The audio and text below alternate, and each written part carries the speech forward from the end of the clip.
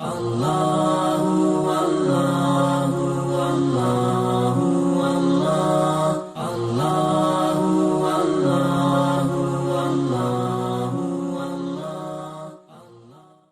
کا ایک بہت بڑا ذریعہ شکر ہے۔ ارشاد فرمایا لَإِن شَكَرْتُمْ لَأَزِيدَنَّكُمْ، اگر تم شکر کرو گے وہ تمہیں اور زیادہ عطا کرے گا، اور اگر تم شکر نہیں کرو گے وَلَئِن كَفَرْتُمْ، کفران نعمت کرو گے، إِنَّ عَذَابِي لَشَدِيدٌ، تو پھر میرا عذاب بڑا سخت ہے۔ رزق کے اضافے کا ایک اور بہت بڑا سبب انفاق فی سبیل اللہ ہے۔ اللہ فرماتا ہے جو تم خرچ کرتے ہو تو جو چیز تم نے نکال دی اس کی جگہ اللہ تمہیں اور عطا کر دیتا ہے۔ بعض اوقات ہمارا یہ ہوتا ہے کہ کوئی آدمی مالی بحران میں آ گیا تو وہ کرتا کیا ہے کہ جو راہ خدا میں دینے کا کھاتا تھا پہلے اسے کلوز کرتا ہے، یہ فلاں مدرسے کو دیتے ہو یہ بھی بند کر دو، یہ مسجد کو دیتے ہو یہ بھی بند کر دو، یہ فلاں غریب کو دیتے ہو یہ بھی بند کرو، حالات ٹائٹ ہو گئے ہیں۔ لیکن 5 گاڑیاں ہیں تو 2 گاڑیوں پہ گزارا کر لیا جائے، پیٹرول بچے، یہ نہیں ہو سکتا۔ گھر کے لچھن وہی ہیں، لیکن بند کہاں سے کیا؟ جہاں سے رزق آنا تھا۔ ہمیں تو یہ حکم دیا ہے جب رزق تنگ ہونے لگے صدقہ دے کے رب سے کاروبار کر لو، صدقے سے تمہارے رزق میں اضافہ ہوگا۔ یہ رب کا وعدہ ہے اور اللہ کے وعدے جھوٹے نہیں ہو سکتے۔ رزق کی برکت کا ایک اور بہت بڑا ذریعہ النکاح ہے۔ فرمایا اگر تم نکاح کرو گے، تم فقیر ہو وہ تمہیں غنی کر دے گا۔ لوگ کہتے ہیں بچہ پیروں پہ کھڑا ہو لے تو پھر نکاح کریں گے۔ اللہ کہتا ہے تم نکاح کرو ہم پیروں پہ کھڑا کر دیں گے۔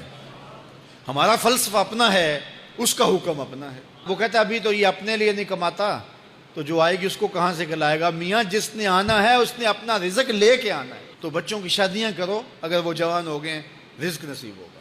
اپنے اہل خانہ کو نماز کے حکم دینے سے رزق بڑھتا ہے، کیونکہ جو صبح کا وقت ہوتا ہے یہ رزق کے بٹنے کا وقت ہوتا ہے، اور جس گھر میں صبح کے وقت لوگ سوئے ہوئے ہوتے ہیں وہاں بے برکتیاں ہوتی ہیں۔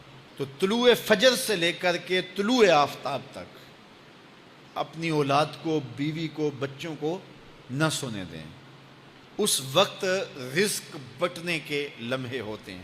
کثیر دعائیں مانگیں، تلاوت کلام مجید پڑھیں، اور نماز فجر مرد حضرات مسجدوں میں جا کے باجماعت ادا کریں، اور گھروں میں جو ہے وہ بیٹیاں بہنیں مصلے بچھا لیں تو اللہ کی رحمتوں کا نزول ہوگا۔ اب ایک حدیث میں رزق کے اضافے کا ایک اور نسخہ ارشاد کیا گیا۔ میرے حضور نے فرمایا جو شخص یہ چاہتا ہے کہ اس کے رزق میں برکتیں ہوں اور اس کی عمر میں اضافہ ہو تو وہ اپنے رشتہ داروں کے ساتھ سلوک اچھا کرے۔ رشتہ داروں کے ساتھ اگر اچھا سلوک کرو گے تو پھر تمہارے رزق میں برکت ہو۔ غریب ہیں تو ان کی مدد کرو، ان کی بیٹیوں کی شادیاں اپنے ذمے لے لو اگر اللہ نے آپ کو وسعت دی ہے، ان کی پریشانیاں بانٹ لو، ان کا قرضہ ہے تو اتارنے کی کوشش کرو، ان کو مشکلات سے نکالنے کی کوشش کرو۔ تم ان کو مشکلات سے نکالو گے، اللہ تمہیں مشکلوں سے نکالے گا۔ تمہارے رزق میں بھی برکتیں ہوگی اور تمہارے مال میں بھی برکتیں ہوں۔ فرمایا بہتر صدقہ وہ ہے جو ناراض غریب رشتہ دار کو دیا جائے۔ اگر وہ پھنس گیا ہے، مجبور ہے، ناراض ہے، تو اس کو اگر دیں گے تمہارا نفس اس میں شامل نہیں ہوگا، تو یہ افضل صدقہ ہے جو ہر صورت میں قبول ہی قبول ہے۔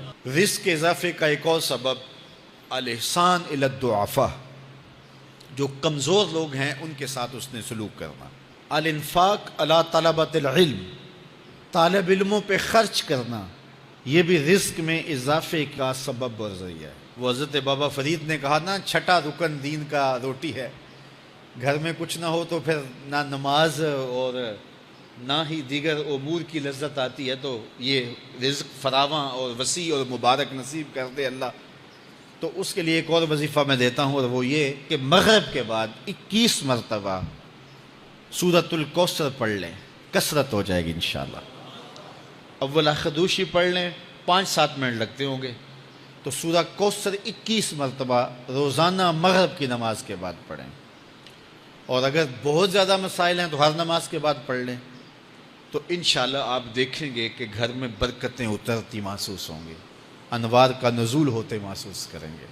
تو یہ وہ رزق کے اسباب ہیں، اگر ہم اختیار کر لیں تو ہم اللہ کی خاص رحمتوں کے حقدار ہوں۔